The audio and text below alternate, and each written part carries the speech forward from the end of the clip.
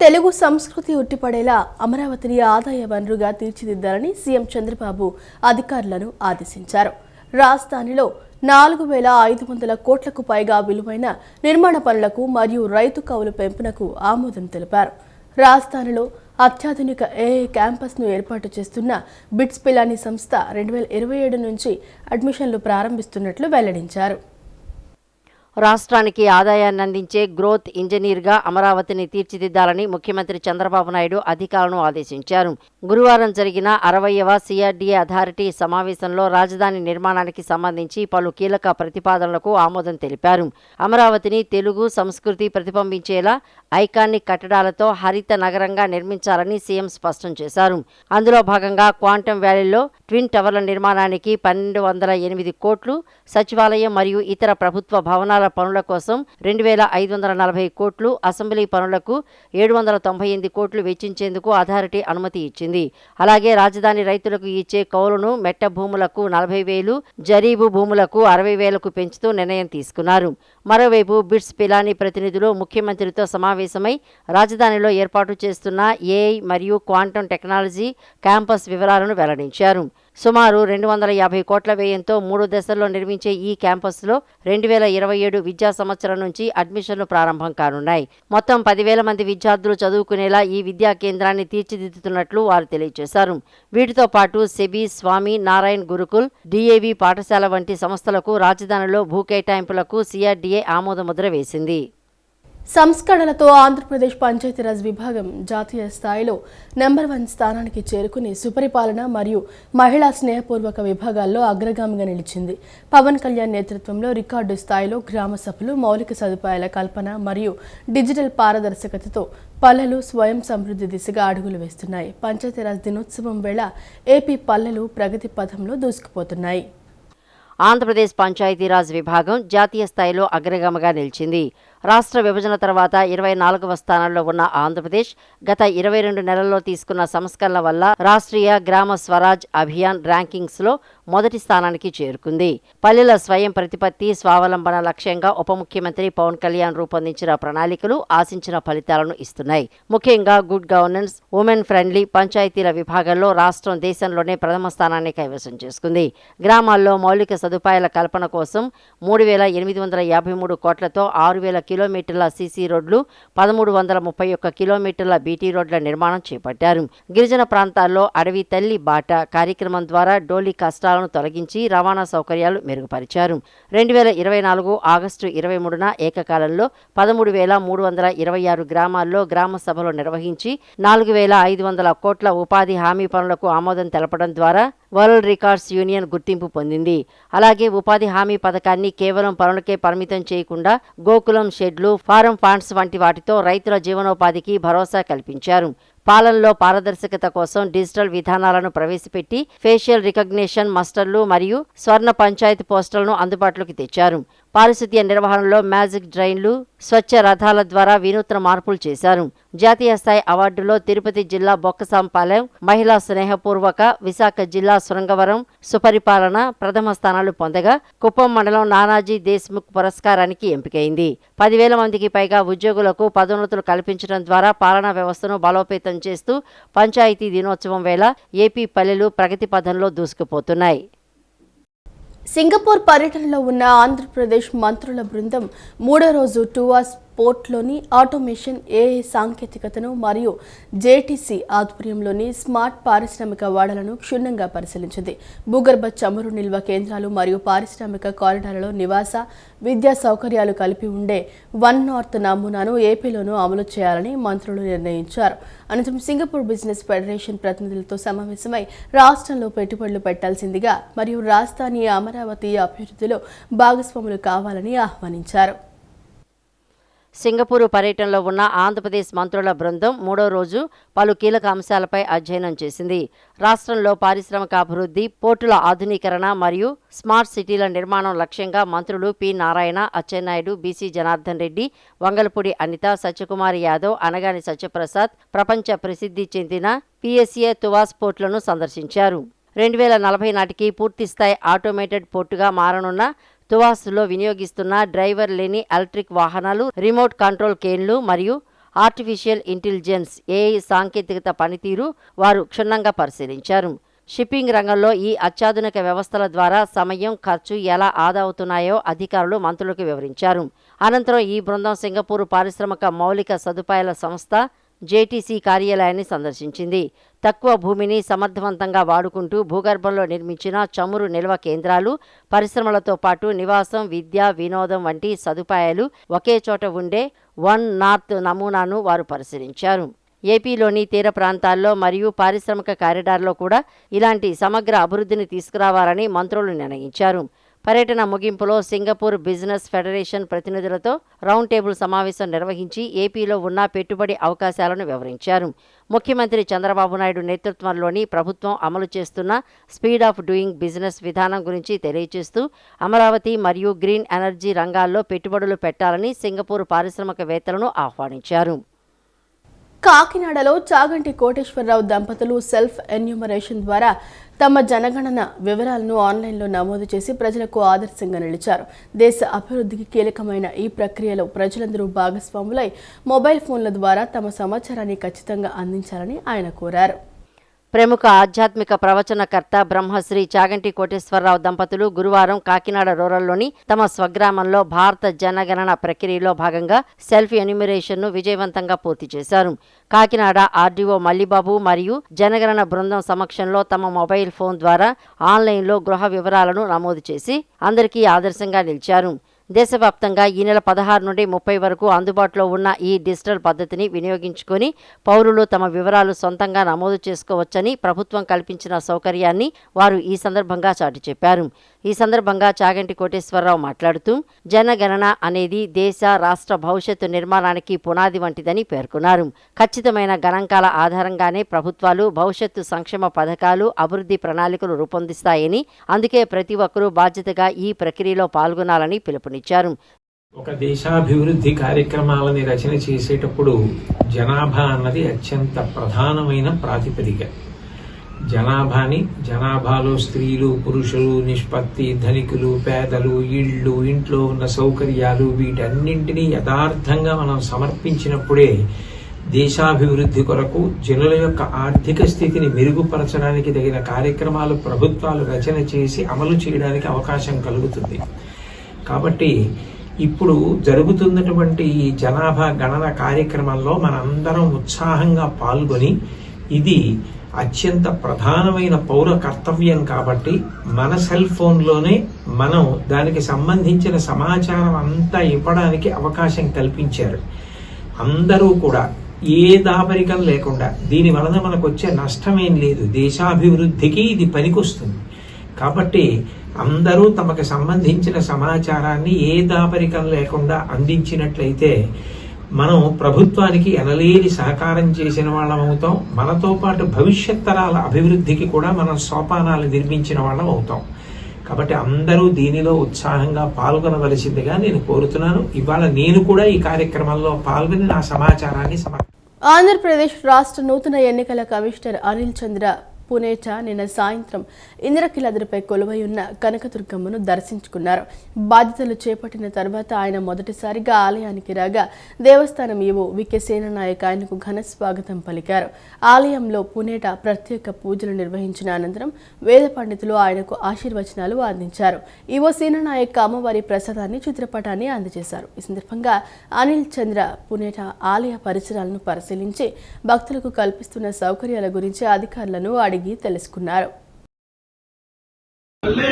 స్వామి దేవతాభ్యో నమః. ఓం ఇంద్రో జ్యేష్ఠామను నక్షత్రమేనే యస్మిన్ వృత్రం వృత్రదూర్యే తదారా తస్మిన్ వయమృతం దుహానాః క్షుదంతరే మధురిదిందురిష్టిం పురందరాయ వృషభాయ ధృష్ణవే అషాఢాయ సహమానాయ మీఢుషే ఇంద్రాయ జ్యేష్ఠా మధుమద్దుహానా. వ్యాపార ఉద్యోగ విశేష మహాలక్ష్మి దేవత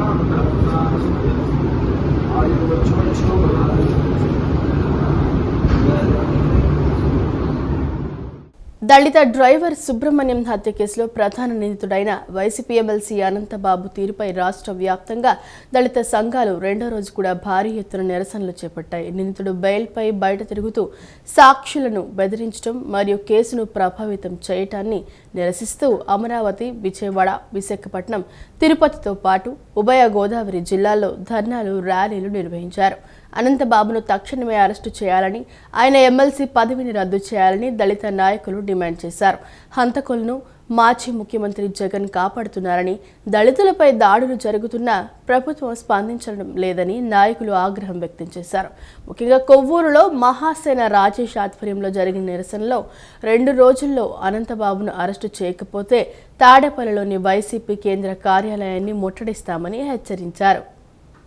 ఈదు సుబ్రహ్మణ్యాన్ని అతను కక్షపూరితంగా హత్య చేసి అతన్ని డోర్ డెలివరీ చేసి ఇంటి భయప్రాంతం చేసి కేసుని తప్పించుకోవడానికి ఏదో ప్రమాదవశాస్తు జరిగింది అన్నట్టుగా దొంగ సాక్ష్యాలను చిత్రీకరించి ఆనాడు ప్రభుత్వాన్ని, వైఎస్ఆర్సీపీ ప్రభుత్వాన్ని అడ్డుపెట్టుకుని తప్పించుకునే పరిస్థితి చేశారు సోదరులారా. ఇప్పుడు అప్పటి నుంచి కూడా ఆయన బెయిల్ మీద, పేరోల మీద బయట ఉన్నారు. ఇప్పుడు జరుగుతున్న పరిణామాలను బట్టి తన భార్యకి సంబంధం ఉన్నట్లుగాను, ఇంకా ఆయన కూడా తిరిగే అనుయాయులు 4-5 అందులో ఆ కార్యక్రమంలో ఆ హత్యలో పాలు పంచుకున్నట్లుగాను సాక్ష్యాధారాలతో ఈరోజు బయటకు వచ్చే పరిస్థితిలో ఉంది కాకినాడ సిటీలో.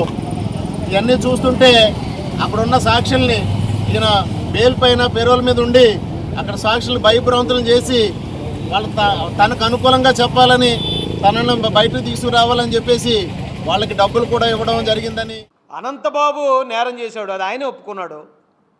ఆయన ఒప్పుకున్న తర్వాత కూడా ఆ రోజు ఆయన అరెస్ట్ చేయనివ్వకుండా స్థానిక కాకినాడ మాజీ ఎమ్మెల్యే దూరంపూడి చంద్రశేఖర్ రెడ్డి గారు ఆయన దాచిపెట్టారట. అప్పుడు కూడా వారు తలచెల్లైంది. ఆ రోజు కనుక ప్రస్తుత ఎమ్మెల్యే గారు కొండబాబు గారు లేకపోయి ఉండుంటే ఈ రోజున అసలు ఈ హత్య విషయం బయటికే తెలియదు, బయట ప్రపంచానికి తెలియదు. యాక్సిడెంట్ అని క్లోజ్ చేద్దరు ఆ రోజున.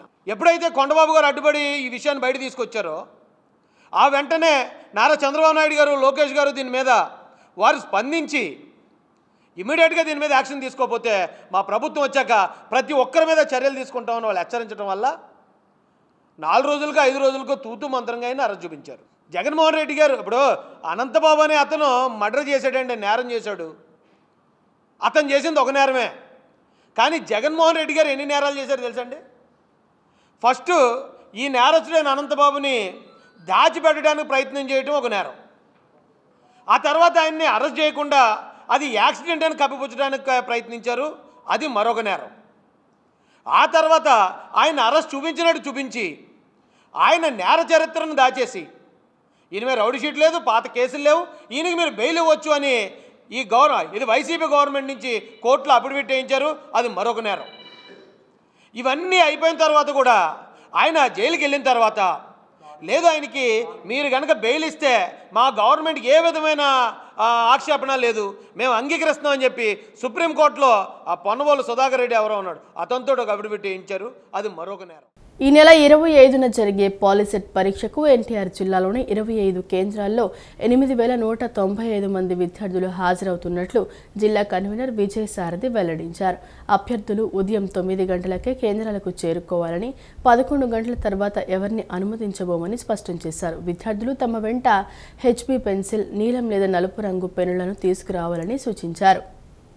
2026-27 విద్యా సంవత్సరానికి సంబంధించి పాలిటెక్నిక్ కళాశాలలో ప్రవేశాల కోసం నిర్వహించే పాలీసెట్ 2026 పరీక్ష ఈ నెల 25న జరగనుంది.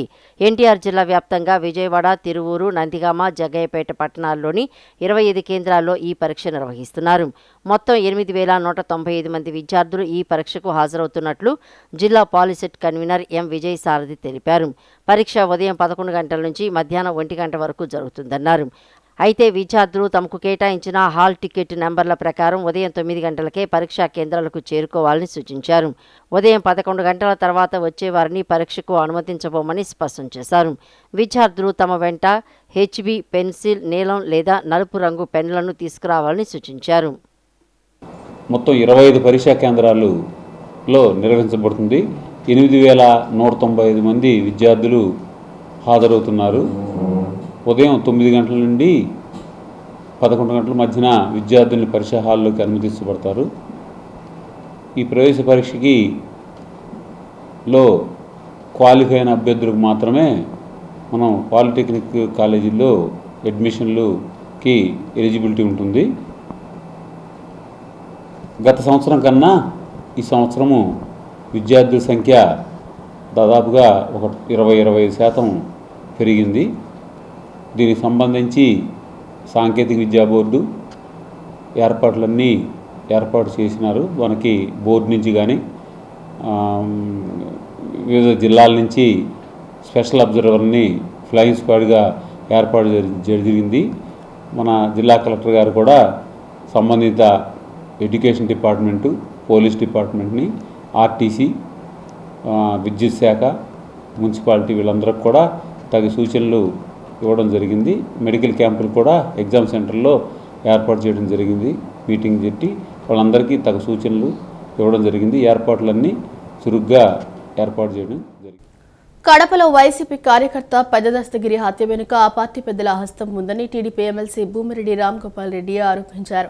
మంగళగిరిలోని పార్టీ కేంద్ర కార్యాలయంలో జరిగిన మీడియా సమావేశంలో ఆయన మాట్లాడుతూ జగన్ మేనమామ రవీంద్రనాథ్ రెడ్డి, మాజీ డిప్యూటీ మేయర్ నిత్యానందరెడ్డిల 100 కోట్ల భూ కుంభకోణాల వల్లే ఈ హత్య జరిగిందని విమర్శించారు. తన అనుచరుడు చనిపోయిన పులివెందులలోనే ఉన్న జగన్ బాధితుడి కుటుంబాన్ని ఎందుకు పరామర్శించలేదని ప్రశ్నించారు. ఈ హత్యపై విచారణ జరిపించి రవీంద్రనాథ్ రెడ్డి ఆస్తులు నిగ్గు తేల్చాలని డిమాండ్ చేశారు. రాయలసీమ సాగునీటి ప్రాజెక్టుల విషయంలో జగన్ సీమకు తీరని ద్రోహం చేశారని రామ్గోపాల్ రెడ్డి మండిపడ్డారు. పర్యావరణ అనుమతులు లేకుండానే రాయలసీమ లిఫ్ట్ ఇరిగేషన్ పేరుతో 900 కోట్లు స్వాహా చేశారని, ఎన్జీటీ జరిమానా విధించేలా వ్యవహరించారని ఆరోపించారు. రవీంద్రనాథ్ రెడ్డికి బినామీగా వ్యవహరించే, రవీంద్రనాథ్ రెడ్డికి అనంగు సహచరుడిగా ఉండే కడప డిప్యూటీ మాజీ మేయర్ నిత్యానందరెడ్డి గారు, పెద్ద దస్తగిరి ఇద్దరు కలిసి అనేక రకాలైన భూదందాలను చేయడం జరిగింది. అంటే కమలాపురం మాజీ ఎమ్మెల్యే గారు నిత్యానందరెడ్డి గారికి ఒక బినామీగా వీళ్ళు చేసే చట్ట విరుద్ధమైన వ్యవహారాలను, అదేవిధంగా ఏదైతే భూ కబ్జాలను వాటన్నిటిని కూడా తమ పేరులో లేకోకుండా పెద్ద దస్తగిరి పేరు మీద 100 కోట్ల రూపాయల భూములన్నింటిని కూడా రాసుకోవడం జరిగింది. ఆ సందర్భంగా జరిగిన తగాదాలు, వచ్చిన విభేదాల కారణంగా పెద్ద దస్తగిరిని ఏదో అనామకమైన హత్యగా, ఏదో చిల్లర గలాటలో పెద్ద దస్తగిరి మృతి చెందినట్లుగా చిత్రీకరించాలని చెప్పి నిత్యానందరెడ్డి గారు, అదేవిధంగా మాజీ ఎమ్మెల్యే రవీంద్రనాథ్ రెడ్డి గారు కుట్ర పన్ని ఒక వైఎస్ఆర్సీపీ కార్యకర్తను చంపివేయడం జరిగింది. నిన్న మొన్న ఏడుపులు పెడబొబ్బులు పెడుతున్నారు రవీంద్రనాథ్ రెడ్డి గారు, లేకుంటే కమలాపురం మాజీ ఎమ్మెల్యే గారు, కడప మాజీ ఎమ్మెల్యే గారు, ఆ పార్టీకి సంబంధించిన నాయకులు. పెద్ద దస్తగిరి మా పార్టీకి సంబంధించిన నాయకుడు, ఆయన హత్యను మేము ఈరోజు కూడా జీర్ణించుకోలేమని మాట్లాడుతున్నారు. ఈ సందర్భంగా జగన్మోహన్ రెడ్డి గారిని కడప జిల్లా వైఎస్ఆర్సీపీ నాయకులు సూటిగా ఒకటే ప్రశ్న అడుగుతా ఉన్నా. ఎక్కడో మీకు సంబంధం లేని వ్యక్తి ఎక్కడైనా చనిపోతే చీమల దండుగా వాలిపోయే జగన్మోహన్ రెడ్డి మీరంతా కూడా పెద్ద దస్తగిరిని హత్య చేస్తే, మీ ముఖ్యమైన కార్యకర్తను హత్య చేస్తే మీరెందుకు పరామర్శించలేదు? గత 3 రోజులుగా జగన్మోహన్ రెడ్డి గారు జిల్లాలోనే పులివెందుల నియోజకవర్గంలో ఉన్నారు, పులివెందుల పట్టణంలో ఉన్నారు. అక్కడ నుంచి పులివెందుల నుంచి పెద్ద దస్తగిరి ఇంటికి పోవాలంటే కేవలం 1 గంట ప్రయాణంలోనే చేర్చుకోవచ్చు. మీకు అంత ముఖ్యమైన కార్యకర్త ఈ హత్యతో మీకు సంబంధం లేకుండా ఉంటే జగన్మోహన్ రెడ్డి గారు ఎందుకుగాను పెద్ద దస్తగిరి కుటుంబాన్ని పరామర్శించలేదు, ఆ హత్యను ఖండించలేదని చెప్పి నేను సూటిగా ప్రశ్నిస్తా ఉన్నా. ఏపీ ఎన్జీఓ మాజీ అధ్యక్షుడు అశోక్ బాబుకు ఏపీ ప్రభుత్వ ఉద్యోగుల సమాఖ్య చైర్మన్ కాకర్ల వెంకటరామిరెడ్డి పలు సవాళ్లు విసిరారు. చంద్రబాబు ప్రభుత్వమే ఉద్యోగులను రాజకీయాలకు వాడుకుందని, గతంలో నల్ల చొక్కాలు ధరించి ఢిల్లీలో ధర్నాలు చేయించడం, కర్ణాటకలో బీజేపీకి వ్యతిరేకంగా ప్రచారం చేయించడం దీనికి నిదర్శనమని మండిపడ్డారు. వాలంటీర్లకు జీతాలు పెంచుతామని హామీ ఇచ్చి ఇప్పుడు వారిని వీధుల పాలు చేస్తూ కించపరుస్తున్నారని ధ్వజమెత్తారు. సచివాలయ ఉద్యోగులపై పని ఒత్తిడి పెంచి వారి ప్రాణాలతో చెలగాటం ఆడుతున్నారని, పోలీసులను వీఆర్లో పెట్టి వేధిస్తున్నారని వెంకటరామిరెడ్డి ఆరోపించారు. ఉద్యోగుల బకాయిలు 20,000 కోట్లు చెల్లించామని అశోక్ బాబు చెప్పటం అబద్ధమని, ఆ వివరాలు బయటపెట్టే దమ్ముందా అని ప్రశ్నించారు. చంద్రబాబు గతంలో తనను స్వయంగా ఇంటికి పిలిచి బెదిరించారని గుర్తు చేస్తూ ఉద్యోగుల గురించి మాట్లాడే అర్హత అశోక్ బాబుకు లేదని స్పష్టం చేశారు. నేను బద్వేల్లో ఆర్టీసీ డిపోల్లో జెండాలు పట్టుకొని ప్రచారం చేసిన అంట. జెండాలు పట్టుకొని ప్రచారం చేస్తూ పలానా పార్టీకి వైఎస్ఆర్ కాంగ్రెస్ పార్టీకి ఓటేయమని చెప్పి ప్రచారం చేసినా అని చెప్పి ఆయన మాట్లాడుతున్నాడు. నేను 2 రోజులు 3 రోజుల నుంచి అడుగుతున్నా కదా, మీ ద్వారా అడుగుతున్నా, ప్రభుత్వాన్ని అడిగినా, అయ్యా నేను అట్లా జెండాలు పట్టుకుంటే ఒక ఫోటో చూపించండి, ఒక వీడియో చూపించండి, ఏదైనా ఒక ఆధారం చూపించండి అని చెప్తున్నా. మీరు ఆధారం చూపిస్తే నేను కోర్టుకు వెళ్ళడం కాదు, ఉద్యోగం మానేస్తానని కూడా చెప్పిన. కానీ ఎలాంటి ఆధారం చూపించకుండా మేము తప్పు చేసినాము, మేము రాజకీయ ప్రచారం చేసినామని చెప్తున్నారు. కానీ తప్పు చేసింది ఎవరు? అసలు అశోక్ బాబు గారికి ఈ కాండక్ట్ రూల్స్, ఉద్యోగుల రాజకీయాలు అనే మాట్లాడే అర్హత ఉందా? ఆయనకు అర్హత ఉంది అంటే అసలు ఆయన కూడా ఇలాంటి నీతులు చెప్తున్నారంటే ఆశ్చర్యంగా ఉంది. ఎమ్మెల్సీగా చేసినవు, ఒక ఉద్యోగికి అన్యాయం జరిగితే అది అన్యాయం అని చెప్పాల్సింది పోయి, మళ్ళీ నువ్వు చేసిన తప్పు నువ్వు చేసి నువ్వు అది దాచిపెట్టి నేను తప్పు చేయలేని బుకాయించడమే కాకుండా మళ్ళీ నేను తప్పు చేసినానని, ఏ రోజు మేము చేయని వాళ్ళని పట్టుకొని మీరు మాట్లాడము, అబద్ధాలు మాట్లాడము, మీ చేతిలో మీడియా ఉందని చెప్పి ఏదైనా చెప్తే నమ్ముతారనుకుంటే ఈరోజు సోషల్ మీడియా ఉంది, ఎవరెప్పుడు ఎక్కడ మాట్లాడింది కూడా బయటకు వస్తుంది. హజ్ యాత్రికుల ఏర్పాట్ల విషయంలో కూటమి ప్రభుత్వం పూర్తిగా విఫలమైందని ఎన్టీఆర్ జిల్లా వైఎస్ఆర్సీపీ మైనార్టీ నాయకులు మండిపడ్డారు. విజయవాడలోని జిల్లా కార్యాలయంలో జరిగిన మీడియా సమావేశంలో స్టేట్ మైనార్టీ సెక్రటరీ ఎండి రిజ్వాన్ మరియు ఇతర నాయకులు మాట్లాడుతూ విమాన సౌకర్యాలు, వసతి, వైద్యం, ఆహారం వంటి కీలక అంశాల్లో ప్రభుత్వం నిర్లక్ష్యంగా వ్యవహరిస్తోందని విమర్శించారు. గతంలో జగన్మోహన్ రెడ్డి హయాంలో యాత్రికులకు అత్యుత్తమ సదుపాయాలు కల్పించారని, ప్రస్తుత పాలనలో యాత్రికులు తీవ్ర ఇబ్బందులు పడుతున్నారని ఆవేదన వ్యక్తం చేశారు. ఇప్పటికైనా ప్రభుత్వం స్పందించి తక్షణమే తగిన ఏర్పాట్లు చేయాలని, లేని పక్షంలో పెద్ద ఎత్తున ఆందోళనలు చేపడతామని వారు హెచ్చరించారు. హజ్ యాత్ర అనేది జీవితంలో ఒక్కసారి చేస్తారు, దాని తర్వాత సంవత్సరానికి ఒక్కసారే హజ్ యాత్ర అనేది వచ్చింది మనకి. ఆ హజ్ యాత్ర కూడా సరిగ్గా సక్రమంగా చేయకుండా ఈ హజ్ కమిటీ చైర్మన్ ఎందుకున్నాడు, ఈ మైనార్టీ మినిస్టర్ ఎందుకున్నాడు? హజ్ కమిటీ ఏర్పడిన తర్వాత మేము గుంటూరు, నంబూరు నుంచి హాజీలకి పంపించడం జరిగింది. హాజీలు దువా చేశారు మా కోసం, అరే ఎంత చక్కగా పంపించారండి, ఎంత బాగా పంపించారండి అని. లగేజ్లు ఉంటాయి, లగేజ్లో మందులు ఉంటాయా? షుగర్ పేషెంట్లు ఉంటారా? పెద్దవాళ్ళు ఉంటారా? వాళ్ళకి ఆ మందులు అందకపోగా వాళ్ళకి ప్రాణహానికి ఏమైనా జరిగితే ఎవరు బాధ్యతలు? అంటే ఈ కూటమి ప్రభుత్వం చేస్తున్న అరాచకాలు కానివ్వండి, కూటమి ప్రభుత్వం అన్యాయాలు కానివ్వండి, ఈ హాజీల ద్వారా నిలుస్తుంది. మా మీద ఏదైతే మైనార్టీలు అంటే చులకన మీకు. విద్యార్థుల్లో చదువు పట్ల ఆసక్తిని, ప్రేరణను కలిగించేందుకు ప్రతి ఏటా ఈ గ్రాడ్యుయేషన్ వేడుకలను నిర్వహిస్తున్నట్లు Krishnalanka Sri Chaitanya techno school principal Mahalakshmi తెలిపారు. శ్రీ చైతన్య విద్యా సంస్థలో కేవలం అకాడమిక్ అంశాలకే పరిమితం కాకుండా విద్యార్థుల సర్వతోముఖాభివృద్ధికి తోడ్పడేలా ఇంటిగ్రేటెడ్ కరికులం మరియు కో కరికులర్ యాక్టివిటీస్కు ప్రాధాన్యం ఇస్తుందని అన్నారు. విజయవాడ కృష్ణలంకలోని శ్రీ చైతన్య టెక్నో స్కూల్ 5వ తరగతి విద్యార్థుల ప్రైమరీ గ్రాడ్యుయేషన్ డే వేడుకలు ఘనంగా నిర్వహించారు. ప్రాథమిక విద్యను పూర్తి చేసుకుని హైస్కూల్లోకి అడుగుపెడుతున్న విద్యార్థులను ప్రోత్సహించేందుకు పాఠశాల యాజమాన్యం ఈ కార్యక్రమాన్ని ఏర్పాటు చేసింది. ఈ సందర్భంగా పాఠశాల ప్రిన్సిపాల్ మహాలక్ష్మి మాట్లాడుతూ విద్యార్థుల్లో చదువు పట్ల ఆసక్తిని, ప్రేరణను కలిగించేందుకు ప్రతి ఏటా ఈ గ్రాడ్యుయేషన్ వేడుకలు నిర్వహిస్తున్నట్లు తెలిపారు. శ్రీ చైతన్య విద్యా సంస్థలు కేవలం అకాడమిక్ అంశాలకే పరిమితం కాకుండా విద్యార్థుల సర్వతోముఖాభివృద్ధికి తోడ్పడేలా ఇంటిగ్రేటెడ్ కరికులం మరియు కో కరిక్యులర్ యాక్టివిటీస్కు సమాన ప్రాధాన్యతనిస్తున్నామని పేర్కొన్నారు. గతంలో కేవలం డిగ్రీ, యూనివర్సిటీ స్థాయిలోనే ఉండే ఇటువంటి వేడుకలను చిన్నప్పటి నుండే పిల్లల్లో ఆత్మవిశ్వాసం నింపేలా నిర్వహిస్తున్నామని వివరించారు. అనంతరం విద్యార్థులకు పట్టాలను అందజేసి అభినందించారు. This is transition stage. is primary to high school they are moving. So to get motivation towards education, to get interest towards academics, we are conducting this. Sri Chaitanya is providing all-round development to all the kids. So ours is integrated curriculum. Not only we are following academic activities, we are giving equal importance to co-curricular activities also. So in this part only we are conducting graduation day. ఇది ఎప్పుడో డిగ్రీలు అయిన తర్వాత వాళ్ళు స్నాతకోత్సవం అని చెప్పి university లెవెల్లో చేసుకోవడమే కాకుండా 5th క్లాస్లో ఎందుకు చేస్తామంటే చక్కగా వాళ్ళకి రేపన్న రోజు మనం బాగా చదువుకుంటే మన భవిష్యత్తు ఎంత ఉజ్వలంగా ఉంటుంది, ఎంత బాగుంటుంది, మనం చదువుకుంటే ఎన్ని డిగ్రీలు సాధిస్తే మన లైఫ్ ఫ్యూచర్ ఎంత బాగుంటుంది అదంతా వాళ్ళకి తెలియాలి. వాళ్ళు ఇష్టపడి చదవాలి, కష్టపడి కాదు. ఆ ఇష్టంతో చదివితే వాళ్ళ లైఫ్ ఏ విధంగా మారుతుంది అవన్నీ తెలియజేసే పద్ధతిలోనే మనం ఈ ప్రోగ్రామ్స్ అన్నీ చేయడం. ఈ కార్యక్రమంలో మేనేజ్మెంట్ ప్రతినిధులు మురళీకృష్ణ, రాజేష్ బాబు, కోఆర్డినేటర్ సురేష్, జోనల్ సరళ మేడం తదితరులు పాల్గొని విద్యార్థులకు శుభాకాంక్షలు తెలియజేశారు. ఈ సందర్భంగా విద్యార్థులు ప్రదర్శించిన సాంస్కృతిక కార్యక్రమాలు అలరించాయి. ఈ వార్త ఇంతటితో సమాప్తం. మరో బులెటిన్తో మళ్ళీ కలుద్దాం. అంతవరకు సెలవు. నమస్కారం.